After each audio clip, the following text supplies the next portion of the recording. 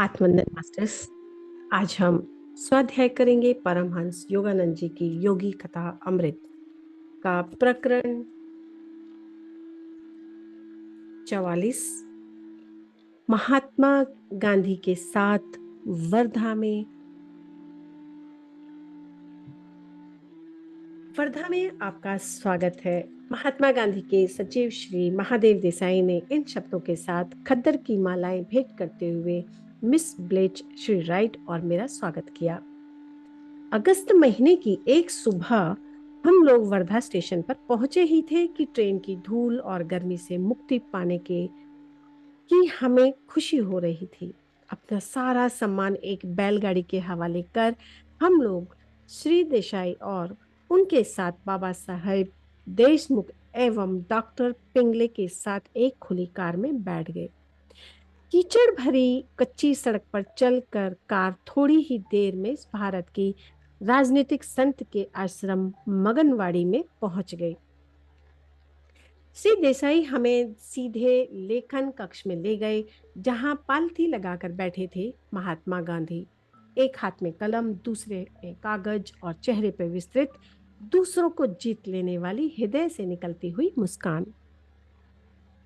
स्वागत है, हिंदी में उन्होंने लिखा, क्योंकि यह सोमवार था, सप्ताह का उनका मौन दिवस। हम दोनों की यह पहली ही मुलाकात थी, फिर भी दोनों एक दूसरे की ओर देखकर अत्यंत प्रेम और खुशी के साथ मुस्कुरा रहे थे। 1925 में महात्मा गांधी ने रांची के मेरे विद्यालय में पधारकर उसे सम्मानित किया था और वहां की अतिथि पुस्तिका में प्रशंसा के शब्द लिखे थे।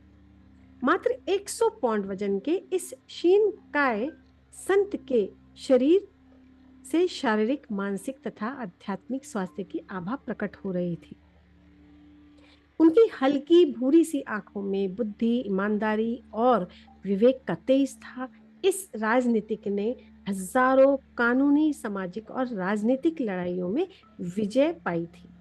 महात्मा गांधी ने भारत की कोटि कोटि अशिक्षित जनता के हृदय में अपना जो अटल स्थान बनाया है, वैसा स्थान अपनी जनता के हृदयों में विश्व के किसी अन्य देवता नेता ने नहीं बनाया। उनकी विख्यात उपाधि महात्मा यानी कि महान आत्मा उनके प्रति जनता के सहज आदर एवं प्रेम की निशानी है। उनके खातिर ही गांधी जी केवल धोती पहनकर रहते हैं, जबकि उनकी इस पोशाक पर सब तरफ व्यंग चित्र बनाए जाते हैं। यह पोशाक पद दलित जनता के साथ उनकी एकात्मता का प्रतीक है, जो इससे अधिक कुछ पहन नहीं सकती। यहाँ के सब आश्रमवासी आपकी सेवा में उपस्थित हैं। आपको कोई भी काम पड़े तो कृपया इन्हें बुला लीजिएगा। श्री देसाई हमें लेखन कक्ष में अतिथि भवन की ओर ले जा ही रहे थे कि गांधी जी ने जल्दी जल्दी में लिखा यह पर्चा अपने स्वभाव वगत विनय के साथ मेरे हाथ में दे दिया। श्री देसाई हम लोगों को फलों, उद्यानों और पुष्प वाटिकाओं के बीच में से एक खपरेल छत के मकान में ले गए, जिसकी खिड़कियों में जालियां लगी हुई थी और सामने के आंगन में एक 25 फुट चौड़ा कुआं था। श्री देसाई ने बताया कि इसका पानी आश्रम के जानवरों के लिए प्रयुक्त होता है। पास में ही सीमेंट का एक घूमने वाला चक्का था, जो धान की झड़ाई करने के काम में लाया जाता था। हमारे छोटे छोटे कमरों में केवल अति आवश्यक अल्पतम सामान ही था। केवल रस्सी की एक खटिया और रसोई घर में सफेदी की हुई थी। उनमें से एक कोने में नल था और दूसरे कोने में मिट्टी का एक चूल्हा। देहात की विशिष्ट आवाजें हमारे कानों में आ रही थी। कौवों और गुरैयों का कलरव और मवेशियों का हम भार पत्थरों को तोड़ती छेनिया की ठन ठन। श्री राइट की यात्रा देनी पर दृष्टि पड़ी तो श्री देसाई ने उसे खोला और एक पन्ने पर महात्मा जी के अनुयायी यानी कि सत्याग्रहियों द्वारा लिए जाने वाले सत्याग्रह व्रत में शामिल प्रतिज्ञाओं की सूची उन्होंने लिख दी। अहिंसा, सत्य, असत्य, ब्रह्मचर्य, अपरिग्रह, शारीरिक श्रम, स्वाद, इंद्रिय पर नियंत्रण, निर्भयता, स्वधर्म, संभाव, स्वदेशी, अस्पृश्यता से मुक्ति, इन 11 प्रतिज्ञाओं का विनम्र सख्ता के साथ पालन किया जाना चाहिए। दूसरे दिन गांधी जी ने स्वयं इस पन्ने पर अपने हस्ताक्षर किए और तारीख भी डाल दी, 27 अगस्त 1935।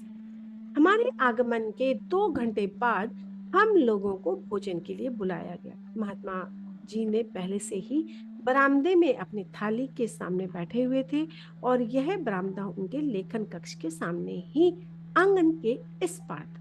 लगभग 25 सत्याग्रही पीतल की थालियां और कटोरियां अपने अपने सामने लिए बैठे थे। सामूहिक प्रार्थना के बाद पीतल के विशाल पात्रों में से भोजन परोसा जाने लगा। भोजन में घी लगाई हुई रोटियां, सब्जी और नींबू का मीठा अचार। गांधी जी ने रोटियां, उबाले हुए चुकंदर, कुछ कच्ची सब्जियां तथा संतरे खाए और उनकी थाली में एक और काफी बड़ी मात्रा में नीम के कड़वे पत्तों की चटनी थी। नीम उत्कृष्ट रक्त शोधक है। 1 चम्मच से उन्होंने थोड़ी सी चटनी मेरी थाली में डाल दी। बचपन के वे दिन मुझे याद आ गए जब माँ मुझे जबरदस्ती यह अप्रिय औषधि देती थी। मैंने पानी के साथ वह चटनी गले से नीचे उतार दी, परंतु गांधी जी उसे आराम से थोड़ा थोड़ा कर बिना किसी अरुचि के खा रहे थे। इस छोटी सी घटना से गांधी जी की अपने मन की इच्छा अनुसार इंद्रियों से अलग करने की क्षमता मेरे ध्यान में आ गई। कुछ वर्ष पहले किए गए उनके अपेंडिक्स के ऑपरेशन की मुझे याद आई, जिसे उस समय बहुत प्रसिद्धि भी दी गई थी। बेहोशी की दवा लेने से इनकार कर ऑपरेशन के दौरान सारा समय वे प्रफुल्लित मन से अपने अनुयायियों से बातें कर रहे थे। उनके चेहरे पर शांत मुस्कान यह साफ बता रही थी कि उन्हें दर्द का कोई एहसास नहीं हो रहा। दोपहर में मुझे गांधी जी की विख्यात शिष्या मीराबेन से बातचीत करने का अवसर मिला। मीराबेन एक अंग्रेज नौसेना प्रमुख एडमिरल की पुत्री थी और जिनका नाम आश्रम में आने से पहले मिस मैडलिन स्लेट था। अपने दैनिक कार्यक्रम का विशुद्ध हिंदी में विवरण सुनाते हुए मजबूत सा लगता उनका शांत चेहरा उत्साह से खिल उठा। ग्रामोद्धार के कार्य बड़ा संतोषप्रद है। प्रतिदिन सुबह 5 बजे हम लोगों का एक दल आसपास के ग्रामीणों की सेवा करने तथा उन्हें उन्हें स्वास्थ्य एवं साफ सफाई संबंधी साधारण बातों की जानकारी देने जाता है। हम लोग उनकी घास फूस की झोपड़ियां और शौचालयों की सफाई करने का विशेष ध्यान रखते हैं। ग्रामीण जन अशिक्षित हैं। उदाहरण के लिए बिना उन्हें शिक्षित नहीं किया जा सकता। वे प्रसन्नता के साथ हंस पड़ी।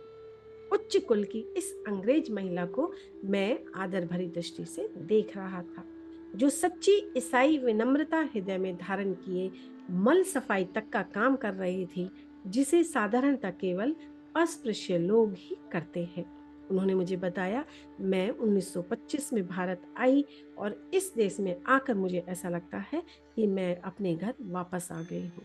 अब मैं अपने पुराने जीवन और पुराने तौर तरीकों से मैं कभी नहीं लौटना चाहूंगी।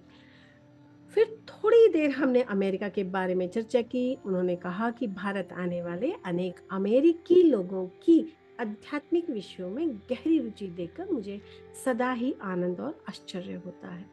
मीरा बेन के हाथ शीघ्र ही चरखा चलाने में व्यस्त हो गए और महात्मा जी के प्रयत्नों के फलस्वरूप चरखा अब भारत के ग्रामीण इलाकों में सर्वव्यापी हो गया है।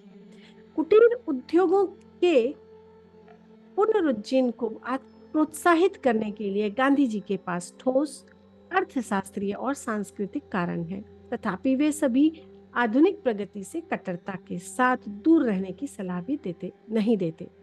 उनके अपने राष्ट्रव्यापी व्यस्त जीवन में मशीनों, रेलगाड़ियों, मोटर गाड़ियों तथा टेलीग्राफ ने महत्वपूर्ण भूमिका निभाई और 50 वर्ष की जन सेवा, जेल के अंदर बाहर आना जाना, राजनीतिक जगत की छोटी बातों एवं उनकी कठोर वास्तविकताओं के साथ दिन प्रतिदिन संघर्ष, और इन सभी बातों द्वारा उनके जीवन में और अधिक संतुलन आया है। उनकी उदार मनस्कता में उनकी स्वस्थ चिंतता में और अधिक वृद्धि हुई है तथा उन्हें इस विलक्षण मानवीय तमाशे का विनोदपूर्ण कौतुक बुद्धि के साथ अवलोकन करना सिखाया है। शाम 6 बजे बाबा साहेब देशमुख के यहाँ उनके निमंत्रण पर हम तीनों ने भोजन का आनंद लिया। 7 बजे की प्रार्थना के समय हम लोग आश्रम लौट आए और छत पर पहुंचे, जहां 30 सत्याग्रही गांधी जी के सामने अर्धवृत्ताकार में बैठे थे। गांधी जी एक चटाई पर बैठे थे। एक पुरानी जेब घड़ी उनके सामने खड़ी करके रखी हुई थी।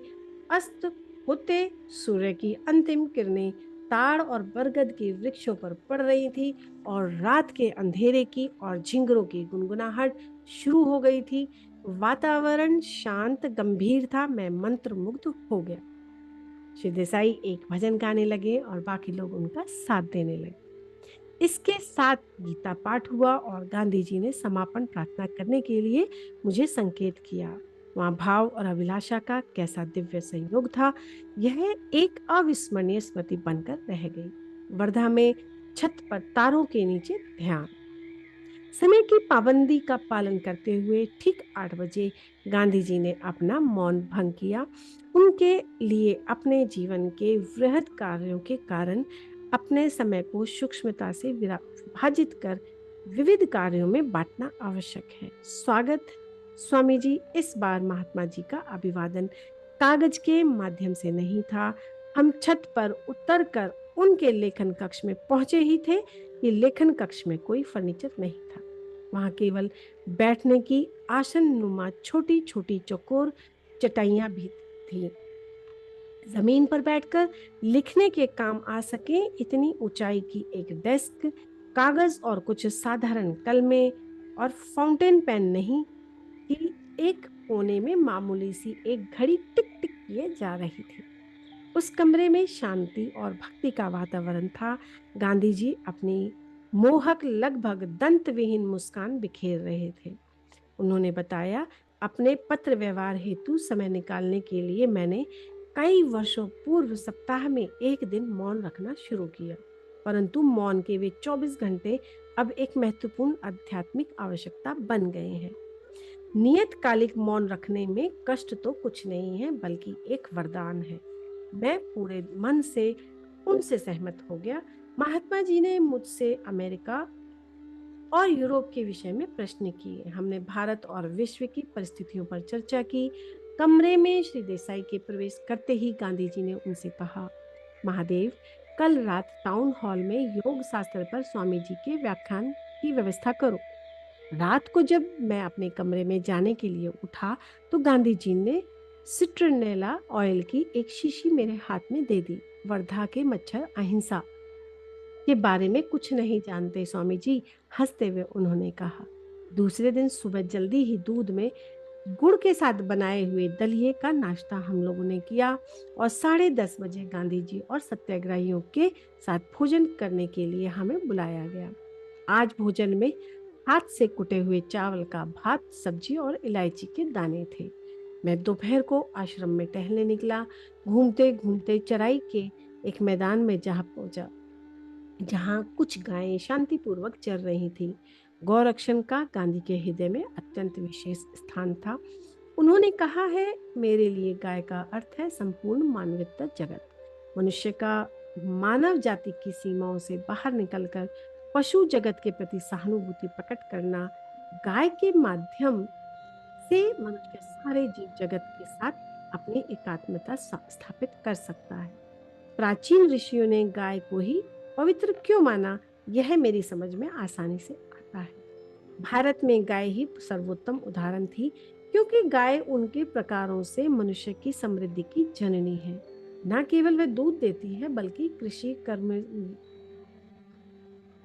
भी की समृद्धि भी उसी के कारण संभव हुआ है। गाय करुणा का काव्य है और इस निरीह प्राणी में मनुष्य करुणा व भाव का दर्शन करता है। लाखों मानव प्राणियों के लिए गाय दूसरी माता है। गौरक्षण का अर्थ है ईश्वर की समस्त मूक सृष्टि की रक्षा, और यह रक्षा करना हमारा और भी अधिक महत्वपूर्ण कर्तव्य बन जाता है, क्योंकि वह बोल नहीं सकती।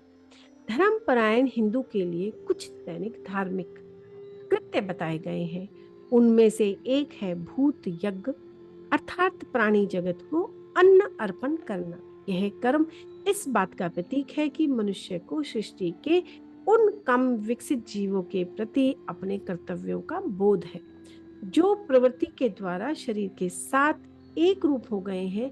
एक भ्रम जिससे मनुष्य भी ग्रसित है, परंतु जिनमें आत्मा को मुक्त करा सकने वाली विवेक बुद्धि का अभाव है, जो केवल मनुष्यों की ही विशेषता है। इस प्रकार भूत यज्ञ निर्बलों की सहायता के लिए मनुष्य की तत्परता को सुदृढ़ बनाता है। जैसे मनुष्य भी बदले में उच्चतर अदृश्य जीवों से असंख्य प्रकार से सहायता कर पाता है। भूमि, समुद्र, आकाश में ने जो नव शक्ति प्रदायक उपहार जगह जगह बहुतायत में बिखेर रखे हैं, उनके लिए मानव जाति ऋण में बंधी हुई है। प्रकृति, पानी, प्राणी जगत, मानव तथा सूक्ष्म जगत के देवताओं के बीच क्रम विकास की भिन्न भिन्न अवस्थाओं के कारण परस्पर संपर्क में जो बाधाएं हैं, उन्हें मूक प्रेम के दैनिक यज्ञों के द्वारा ही पार किया जा सकता है, जो प्रतिदिन करने चाहिए। ऐसे दो अन्य यज्ञ हैं, पितृयज्ञ और तथा नृयज्ञ।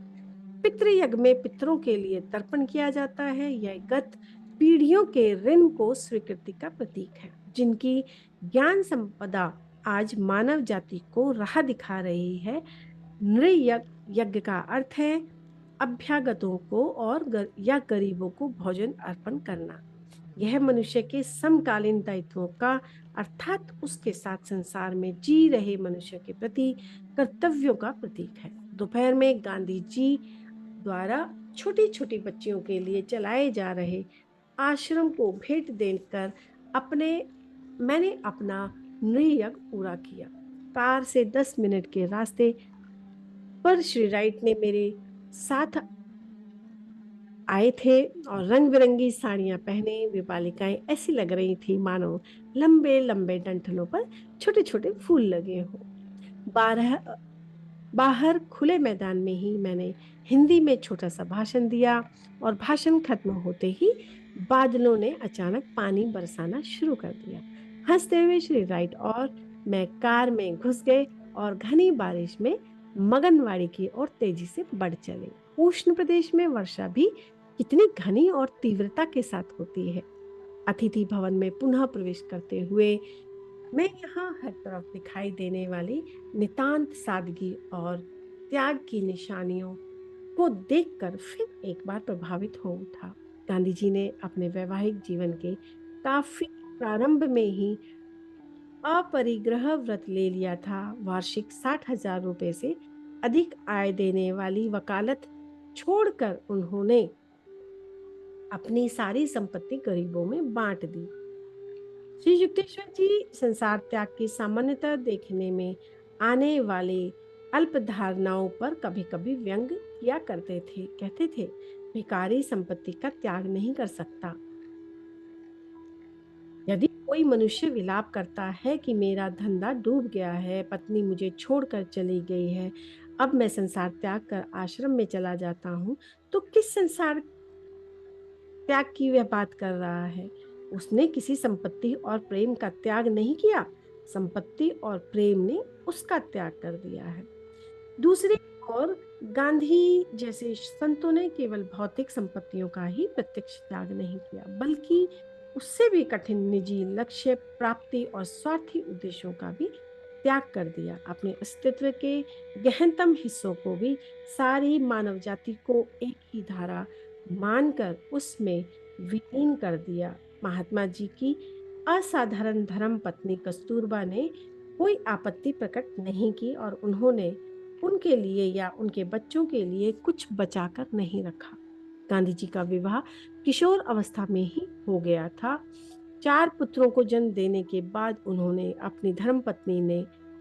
उनकी धर्मपत्नी ने ब्रह्मचर्य का व्रत ले लिया। उनके सहजीवन के प्रखर नाटक की शांत नायिका के रूप में कस्तूरबा अपने पति के साथ कारावास भी गईं। 3-3 सप्ताहों के अनशनों में पति के साथ स्वयं भी उपवास करती रहीं और पति की अनंत जिम्मेदारियों में अपने हिस्से की जिम्मेदारियां संभालती रहीं। गांधी जी के प्रति उन्होंने अपना श्रद्धा एक शब्दों इन शब्दों में व्यक्त की है। मैं आपकी आभारी हूँ कि आपके जीवन संगनी एवं सहधर्मनी बनने का सौभाग्य मुझे प्राप्त हुआ। मैं आपकी आभारी हूँ संसार में श्रेष्ठ विवाह बंधन के लिए जो विषय भोग पर नहीं बल्कि ब्रह्मचर्य पर आधारित है। मैं आपकी आभारी हूँ कि आप उन पतियों में से एक नहीं बने जो जुआ, घुड़दौड़, सुरा, सुंदरी और गाने बजाने में अपना समय नष्ट कर देते हैं और अपनी पत्नी एवं बच्चों से इस प्रकार ऊब जाते हैं जैसे कोई बच्चा अपने खिलौनों से जल्दी ही ऊब जाता है। मैं अत्यंत कृतज्ञ हूँ कि आप वैसे पतियों में नहीं हैं जो दूसरों के परिश्रम के बल पर उनका शोषण कर धनवान बनने में अपना समय लगा देते हैं। मैं नितांत कृतज्ञ हूँ कि आपने रिश्वत से अधिक महत्व ईश्वर और देश को दिया, जो कि अपनी धारणाओं के अनुसार अपना जीवन जीने का साहस आप में था। ईश्वर में आपका पूर्ण विश्वास था। असीम कृतज्ञ हूं कि मैं ऐसे पति को पाकर जिसने ईश्वर और अपने देश को मुझसे अधिक महत्व दिया है। मेरे और मेरी युवा अवस्था की त्रुटियों के प्रति आपने जब समृद्धि का जीवन त्याग कर अपरिग्रह के जीवन को अपनाया, तब मैंने आपका जो विरोध किया और विद्रोह पर उतर आई, उस सबके प्रति आपने जो सहनशीलता का रुख अपनाया, उसके लिए मैं आपकी आभारी हूँ। बचपन में मैं आपके माता पिता के घर में रही। आपकी माँ बहुत अच्छी और महान महिला थी। उन्होंने मुझे बहादुर और साहसी पत्नी बनना सिखाया और यह भी सिखाया कि मैं उनके पुत्र अर्थात अपने भावी पति के प्रेम और आदर की पात्र कैसे बन सकती हूँ। जब वर्ष बीतते गए और आप भारत के सबसे प्रिय नेता बन गए, तब सफलता की सीढ़ी चढ़ने वाले पुरुष की पत्नी के मन में उठने वाला वह भय मेरे मन में कभी नहीं उठा कि मैं एक और फेंक दी जाऊंगी, जैसा कि अन्य देशों में प्राय होता है। मैं जानती थी कि जब मृत्यु आएगी तब भी हम पति पत्नी ही होंगे। अनेक वर्षों तक कस्तूरबा उन जन निधियों के कोषपाल का काम करती थी जिन्हें महात्मा जी ने लाखों में जमा किया था। भारत के घरों में बड़ी मजेदार कहानियां बताई जाती हैं कि गांधी जी की सभाओं में महिलाओं के आभूषण पहनकर जाने को लेकर पति लोग बहुत चिंतित रहते हैं, क्योंकि पद दलितों की वकालत करने वाली गांधी जी की जादुई वाणी सोने के कंगनों और हीरों के हारों पर अपना जादू चलाकर उन्हें अपने आप हाथों और कंठों से निकालकर दान पात्र में जमा करवा देती हैं। एक दिन जन निधि कोषपाल कस्तूरबा 4 रुपए के खर्च का हिसाब नहीं दे सकी। गांधी जी ने आय व्यय विवरण प्रकाशित कर दिया, जिसमें उन्होंने अपनी पत्नी पर 4 रुपए की विसंगति को निष्ठुरता पूर्वक स्पष्ट दर्शाया। अमेरिका में अपने शिक्षा वर्गों में यह कहानी मैं प्राय सुनाया करता था। एक दिन हॉल में उपस्थित एक महिला क्रोध से भड़क उठी। महात्मा हो या कोई और, यदि वे मेरे पति होते तो इस तरह के अनावश्यक सार्वजनिक अपमान के लिए ऐसी खबर लेती कि उन्हें छठी का दूध याद आ जाता। थोड़ी देर तक हम दोनों के बीच अमेरिकी पत्नियों और भारतीय पत्नियों के विषय में हास्य विनोद भरा वाग युद्ध चलता रहा। तत्पश्चात मैंने पूरी तरह से बात समझाई। मैंने कहा, कस्तूरबा महात्मा गांधी को अपना पति नहीं बल्कि अपना गुरु मानती हैं।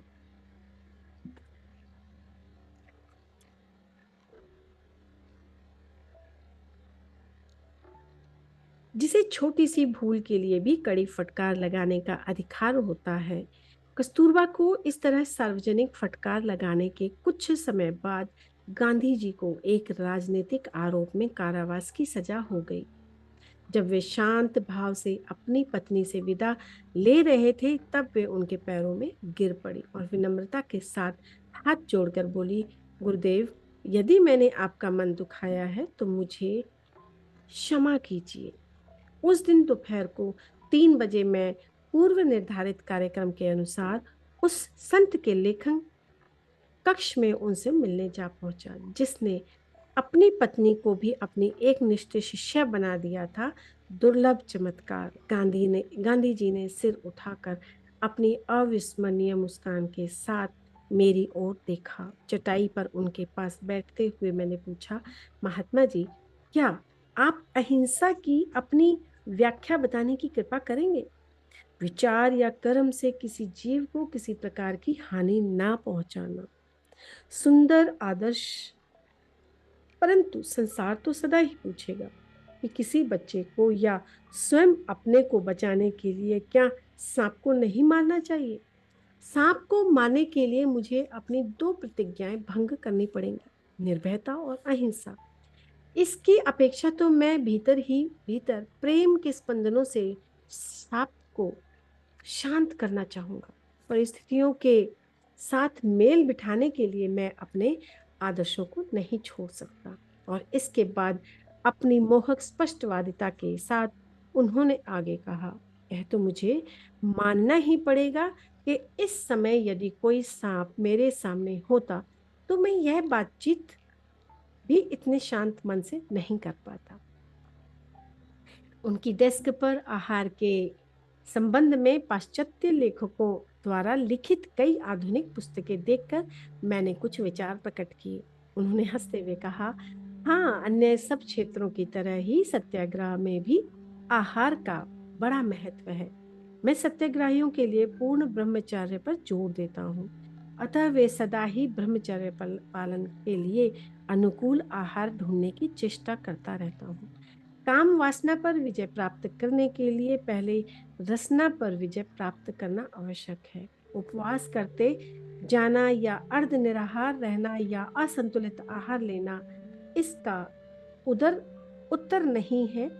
भोजन के आंतरिक लालसा पर विजय प्राप्त कर लेने के बाद सत्याग्रही को चाहिए कि वह विटामिन, खनिज तत्व, कैलोरी आदि वह सब तत्वों के से युक्त संतुलित शाकाहारी भोजन ले। आहार के संबंध में अतिरिक्त और बाह्य विवेक से सत्याग्रही का वीर्य सारे शरीर के लिए ओज में परिणत हो जाता है। महात्मा जी ने और मैंने मांसाहार का विकल्प बन सकने वाले शाकाहारी पदार्थों के बारे में अपनी अपनी प्रस्तुत जानकारी प्रस्तुत की। मैंने कहा, एवोकेडो बहुत अच्छा होता है। कैलिफोर्निया में मेरे सेंटर के पास एवोकाडो के अनेक वृक्ष कुंज हैं। गांधी जी का चेहरा उत्सुकता से खिल उठा। वर्धा में एवोकाडो हो सकेंगे? खाने की नई चीज से सत्याग्रही को भी खुशी होगी। मैं लॉस एंजल्स में एवोकाडो के कुछ पौधे वर्धा भेजने की याद रखूंगा। अंडे में भी प्रोटीन उच्च मात्रा में होता है। क्या सत्याग्रहियों के लिए अंडे वर्जित है? बांझ अंडे वर्जित नहीं है। कुछ याद आकर महात्मा जी हंस पड़े। फिर भी कई वर्षों तक मैं किसी को उनका उपयोग नहीं करने देता था। मैं स्वयं तो अभी भी नहीं खाता हूँ। एक बार मेरी एक पुत्रवधू पोषक तत्वों की कमी के कारण मरणासन हो गई थी। उसके डॉक्टर उसे अंडा खिलाने पर जोर दे रहे थे। मैं मान नहीं रहा था। मैंने अंडे के बदले दूसरा कुछ सुझाने का डॉक्टर से अनुरोध किया। डॉक्टर ने कहा, गांधी जी, बांझ अंडे में जीव नहीं होता, इसलिए जीव हत्या का भी कोई प्रश्न नहीं उठता। तब मैंने अपनी पुत्रवधू को अंडे खिलाने की अनुमति खुशी से दे दी। वह जल्दी ही ठीक हो गई। पिछली रात को गांधी जी ने लहरी महाशय की क्रिया योग की दीक्षा के लेने की इच्छा प्रकट की। महात्मा जी की खुली मनोवृत्ति और जिज्ञासा देखकर मैं अभिभूत हो गया। अपनी ईश्वर आराधना में वे बच्चों के समान हैं और विशुद्ध ग्रहणशीलता को प्रकट करते हैं, जिसकी बच्चों में प्रशंसा करते हुए ईसा मसीह ने कहा था कि स्वर्ग का राज्य ऐसों का ही है। क्रिया का उपदेश देने के लिए मैंने जो समय निर्धारित किया वह आ गया। अब श्री देसाई तथा डॉक्टर पिंगले सहित क्रिया प्रविधि जानने की इच्छा रखने वाले कुछ अन्य सत्याग्रही भी कमरे में दाखिल हो गए।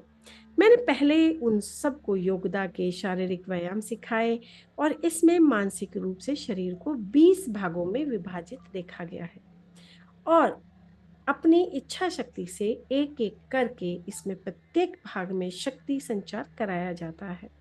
शीघ्र ही वहां उपस्थित प्रत्येक व्यक्ति मेरे सामने मानव मोटर की तरह स्पंदित होने लगा। गांधी जी के शरीर के लगभग सदा ही दृष्टि के सामने खुले रहने वाले 20 भागों में शक्ति की लहरों को देखना आसान था। मैं बहुत दुबले पतले तो थे ही, परंतु इतने भी नहीं कि देखने में अच्छे न लगे। उनकी त्वचा कोमल है और उस पर कोई झुर्रियां नहीं पड़ी है। बाद में मैंने उन सब को क्रिया योग की मुक्तिदायिनी प्रविधि की दीक्षा दी। गांधी जी ने विश्व के सारे धर्मों का श्रद्धा भाव के साथ अध्ययन किया। जैन शास्त्र, बाइबल का न्यू टेस्टामेंट और टॉल्स्टॉय का समाज शास्त्रीय साहित्य गांधी जी ने अहिंसा सिद्धांत के मुख्य प्रेरणा स्रोत हैं। उन्होंने अपने विश्वास के बारे में इस प्रकार लिखा। मैं बाइबल, कुरान और जैन अवस्था को वेदों के समान ही ईश्वर प्रेरित मानता हूँ। मैं गुरु परंपरा में विश्वास करता हूँ, परंतु इस युग में लाखों लोगों को गुरु के बिना ही काम चलाना पड़ेगा, क्योंकि किसी एक व्यक्ति में परिपूर्ण पवित्रता और परिपूर्ण ज्ञान का संयोग मिलना दुर्लभ है। परंतु मनुष्य को यह सोचकर निराश होने की आवश्यकता नहीं कि वह अपने धर्म के सत्य को कभी नहीं जान पाएगा, क्योंकि हिंदू धर्म के और सभी महान धर्मों के मूल सिद्धांत सिद्धांत अपरिवर्तनीय और सहज समझने योग्य है। प्रत्येक हिंदू की भांति मैं भी ईश्वर और उसके एकत्व में, पुनर्जन्म और मुक्ति में विश्वास करता हूँ। अपनी पत्नी के प्रेरित अपनी भावनाओं के समान ही हिंदुत्व के प्रति अपनी भावना का भी मैं वर्णन नहीं कर सकता। मेरे मन को जिस तरह से मेरी पत्नी प्रभावित कर सकती है, उस तरह संसार की अन्य कोई नारी कभी नहीं कर सकती। ऐसा नहीं है कि उसमें कोई दोष नहीं है, बल्कि मैं तो यह भी कहूंगा कि मैं उसमें जितने दोष देख पाता हूँ उससे भी कहीं अधिक दोष उसमें होंगे, परंतु उसके प्रति एक अटूट बंधन का भाव मेरे मन में है। हिंदुत्व के प्रति और हिंदुत्व के बारे में भी ऐसा ही भाव मेरे मन में है। उसमें चाहे कितने ही दोष हो, कितनी ही त्रुटियां हो, गीता पाठ के या तुलसी रामायण के संगीत जैसा आनंद मुझे और किसी भी बात में नहीं मिलता। जब जब मुझे ऐसा लगा कि मैं अपनी अंतिम सांस ले रहा हूँ, तब गीता ही मेरी आधार थी। हिंदू धर्म अनन्य मार्गी धर्म नहीं है। इसमें संसार के सभी प्रेरित पैगंबरों और संत महात्माओं की पूजा के लिए जगह है। सामान्य अर्थ में यह मिशनरी धर्म नहीं है। बेशक इसने अनेक जनजाति, वंश, कुल अपने में समा लिए हैं, परंतु यह समाने की प्रक्रिया क्रम विकास की प्रक्रिया के अंतर्गत अनजाने में संपन्न हुई। हिंदू धर्म शिक्षा देता है प्रत्येक मनुष्य को अपने पथ या अपने धर्म के अनुसार ईश्वर की आराधना करनी चाहिए, और इसलिए किसी भी धर्म के साथ उसका कोई विरोध नहीं। ईसा मसीह के बारे में गांधी जी ने लिखा है, मुझे दृढ़ विश्वास है कि यदि आज वे इस संसार में लोगों के बीच जी रहे होते तो उन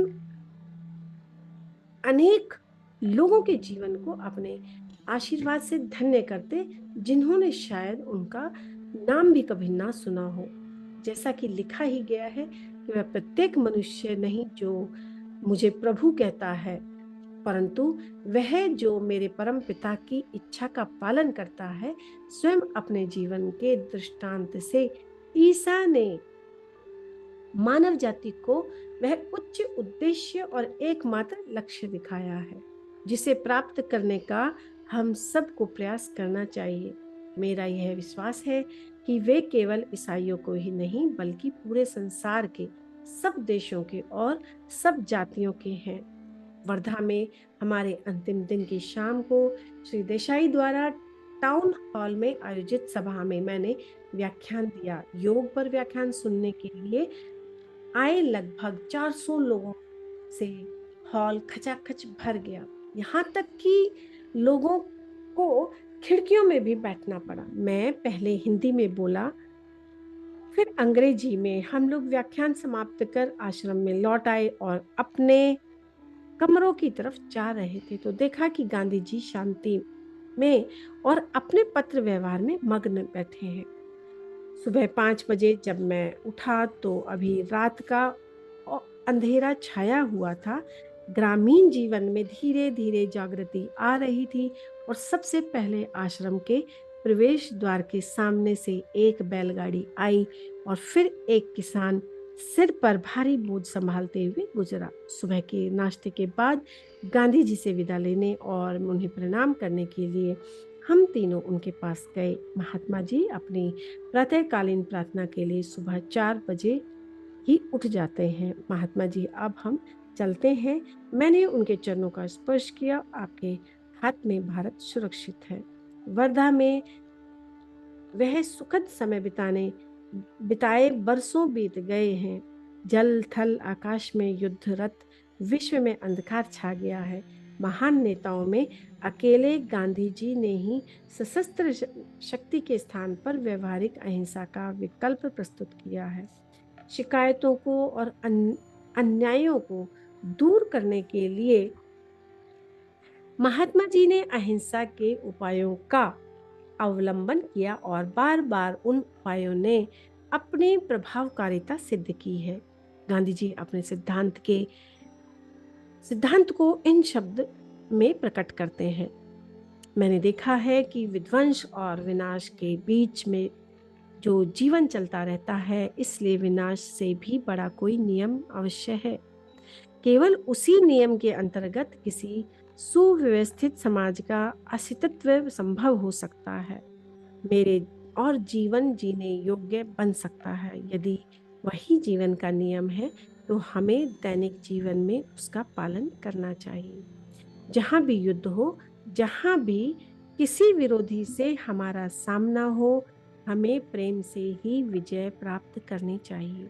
मैंने देखा है कि प्रेम के अचूक नियम ने मेरे जीवन में ऐसे समाधान दिए हैं जो विनाश के नियम ने भी कभी नहीं दिए। जितने बड़े पैमाने पर इस नियम की कार्यता का प्रत्यक्ष उदाहरण देखना संभव हो सकता है, उतने बड़े पैमाने पर हमने यह उदाहरण भारत में प्रत्यक्ष देखा है। मैं यह नहीं कह रहा हूं कि भारत के 36 करोड़ लोगों के मन में अहिंसा ने घर बना लिया है, परंतु मैं यह दावा अवश्य करता हूं कि अत्यंत अल्प समय में यह अन्य किसी भी सिद्धांत की अपेक्षा नहीं कहीं अधिक गहराई तक उतर गए हैं। अहिंसा की मानसिकता अवस्था प्राप्त करने के लिए अत्यंत कष्टप्रद साधना की आवश्यकता होती है। उसके लिए सैनिक के जीवन की भांति कठोर अनुशासनबद्ध जीवन की आवश्यकता होती है। इसकी पूर्ण अवस्था तभी आती है जब मन, शरीर और वाणी में पूर्ण समन्वय स्थापित हो जाए। यदि हम सत्य और अहिंसा के नियम को अपने जीवन का नियम बनाने की ठान ले तो प्रत्येक समस्या अपने समाधान स्वयं प्रस्तुत कर दे।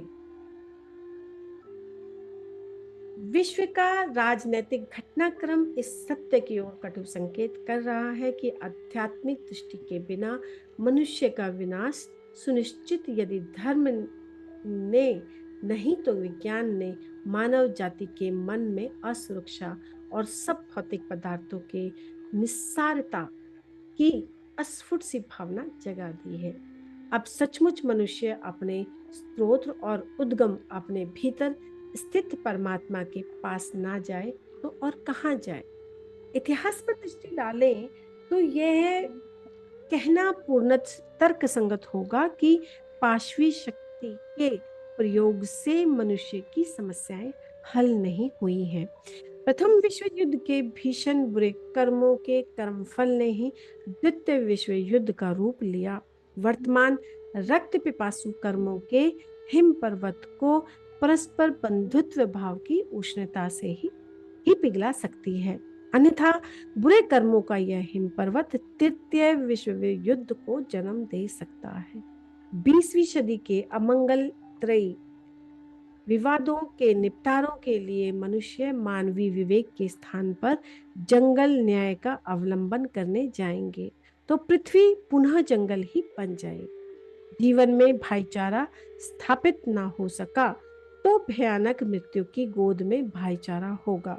यह ऐसे घृणित परिणाम के लिए नहीं था कि ईश्वर ने मनुष्य को अणुशक्ति का आविष्कार करने दिया था।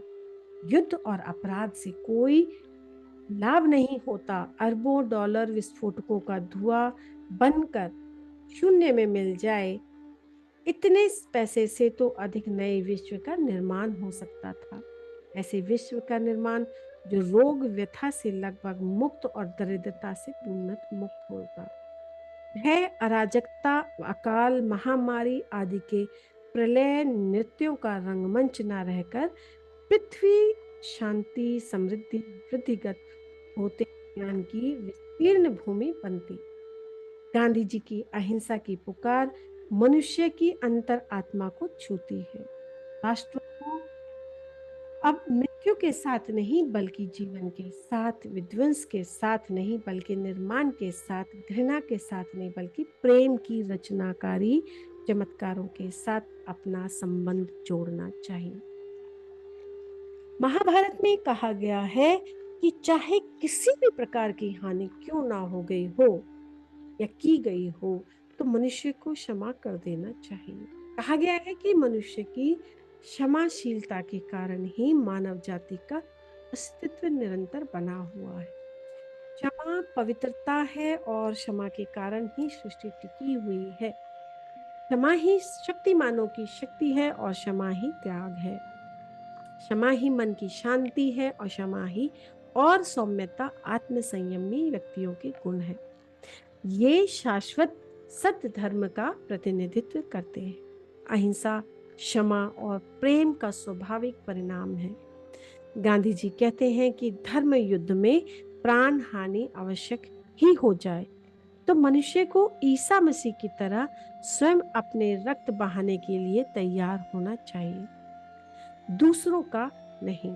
इससे विश्व में रक्तपात तो कम होगा। किसी दिन भारतीय सत्याग्रहियों पर महाकाव्य लिखे जाएंगे जिन्होंने घृणा का प्रेम से और हिंसा का अहिंसा से सामना किया, जिन्होंने शस्त्र उठाने की अपेक्षा निर्दयता से कट जाना बेहतर समझा।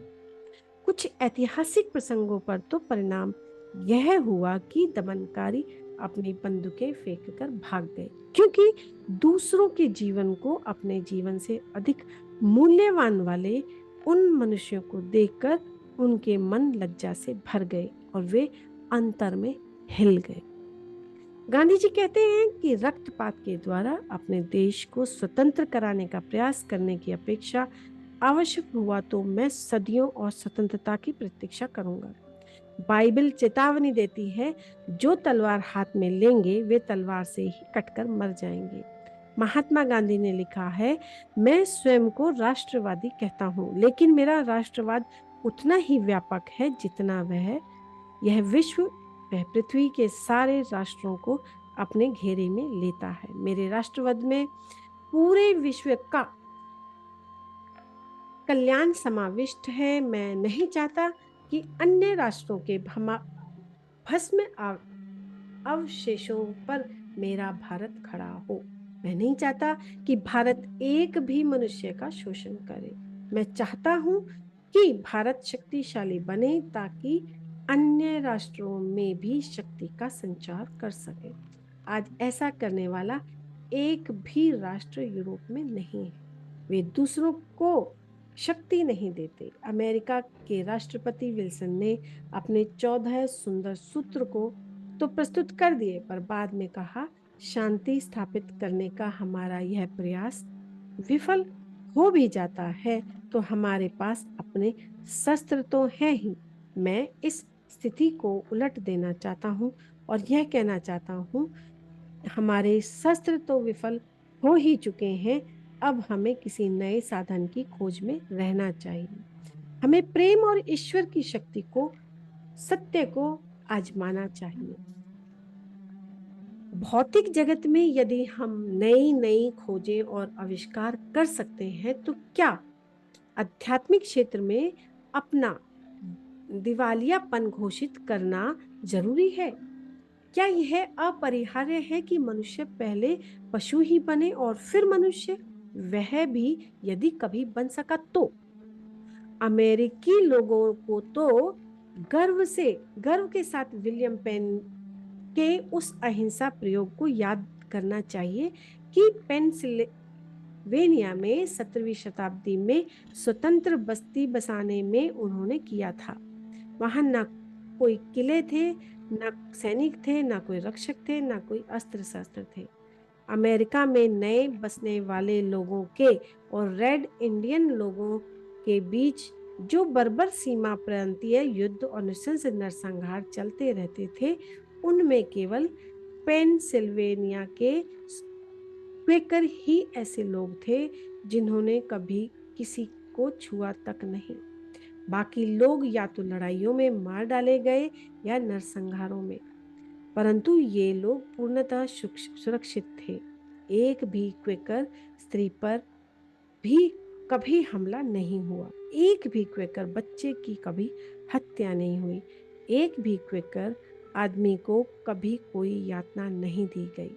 अंत में जब क्वेकर लोगों को उस राज्य का शासन छोड़ देने पर विवश होना पड़ा, तब युद्ध छिड़ गया और कुछ पेंसिल्वेनिया के लोग मारे गए, परंतु केवल 3 क्वेकर ही इसमें मरे और ये 3 ऐसे लोग थे जो अपने मार्ग से इतने भटक गए थे कि अपनी सुरक्षा के लिए शस्त्र रखते थे।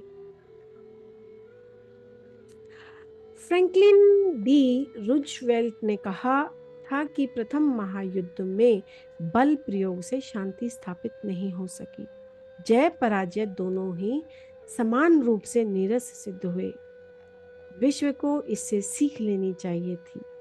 लाओ त्सो का उपदेश था कि हिंसा के जितने अधिक हथियार होंगे, उतना ही अधिक मनुष्य की दुर्दशा होगी।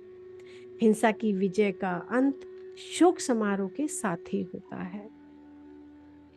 गांधी जी ने घोषणा की है कि मैं विश्व शांति के लिए लड़ रहा हूं, उससे कम किसी बात पर यह लड़ाई नहीं रुक सकती। यदि भारतीय आंदोलन अहिंसक सत्याग्रह के आधार पर सफल हुआ तो देश प्रेम को एक नया अर्थ प्राप्त होगा, और यदि छोटे मुंह बड़ी बात कहूं तो स्वयं जीवन को ही एक नया अर्थ मिल जाएगा।